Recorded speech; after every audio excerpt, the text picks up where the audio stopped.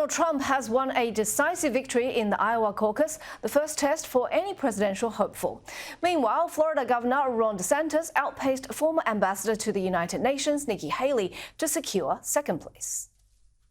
The day after a remarkable night in Iowa, predicted by the polls and yet still, for his supporters and those who shudder at Trump's return, it was a moment to absorb.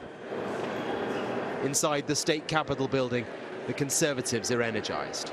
It was record-setting. I honestly didn't think it was going to be as high as it is. You want to say something? Brad Zorn was on stage with Mr. Trump hours earlier, a state senator who can claim to be the first politician in the country to endorse Donald Trump back in 2016. Is he awesome or what? He's a fighter, and what happens is I think that it really helps him as president. It certainly is a lot of the reasons why people are supporting him, because he loves America, he loves the American people, and you know, all this, you know, if you remember when he got elected, oh, we're going to be in wars and wars and wars. He's a negotiator. I mean, that's what he did, you know, on his TV show, and that's what he did when he was president. With a trouncing of his conservative competitors, his victory speech was familiar, broad-brush stuff, weaving hyperbole with promises to fix the country and the world his way. We're going to drill, baby, drill right away. Drill, baby, drill.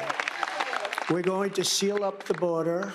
The Ukraine situation is so horrible. The Israeli situation is so horrible, what's happened. And we're going to get them solved. We're going to get them solved very fast. In an America where so many on the right feel things are worse, the border, the economy, global security, In the entire country. he seems to provide a nostalgia. It's a responsibility in our democratic republic. Undeterred by temperatures of below -20, Iowa's conservatives headed to caucus all over the state. Narrowed it down to 2 people. Not all for Trump, but most of those we met convinced that if he prevails as the candidate, even with his flaws, he's got their vote.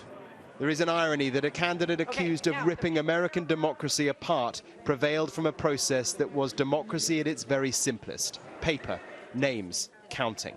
Why is what we've just seen tonight so important? It sets a tone. It says something to the rest of the nation, and it weeds out the unelectables.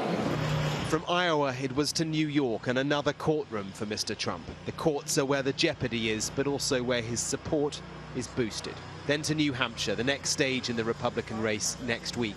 It will be tougher, but based on Iowa, not that tough. Mark Stone, Sky News in Des Moines.